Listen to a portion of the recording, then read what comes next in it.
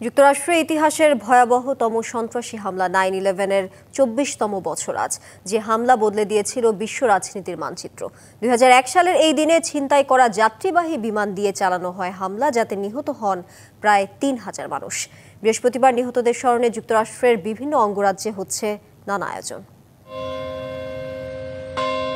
New ইয়র্কের Saint Paul's চ্যাপেলে এ value of hope বা আশার ঘণ্টা বেজে ওঠে স্থানীয় সময় ঠিক সকাল 8:46 24 বছর আগে ঠিক এ সময় ভয়াবহ সন্ত্রাসী হামলায় প্রথম বিমানটি ওয়ার্ল্ড ট্রেড সেন্টারের টাওয়ারে আঘাত হেনেছিল। এর আগে সকালে পেন্টাগনের দেয়ালে ওড়ানো হয় যুক্তরাষ্ট্রের পতাকা। 2001 সালের 11 সেপ্টেম্বর ভয়াবহ সন্ত্রাসী হামলায় প্রাণ হারানোদের স্মরণে প্রতি বছর এখানে আয়োজন করা হয় বিশেষ অনুষ্ঠান। এ সময় নিহতদের প্রতি শ্রদ্ধা জানান প্রেসিডেন্ট ডোনাল্ড ট্রাম্প।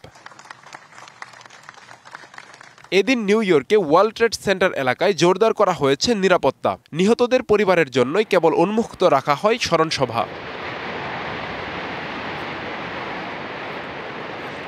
2001 সালের 11 সেপ্টেম্বর 4টি যাত্রীবাহী বিমান ছিনতাই করে সন্ত্রাসীরা। দুটি বিমান আঘাত হানে নিউ ইয়র্কের টুইন টাওয়ারে, একটি আঘাত করে পেন্টাগনে, আরেকটি ভূপাতিত হয় পেনসিলভেনিয়ার মাঠে। ভয়াবহ এই হামলায় নিহত হন প্রায় 3000 মানুষ।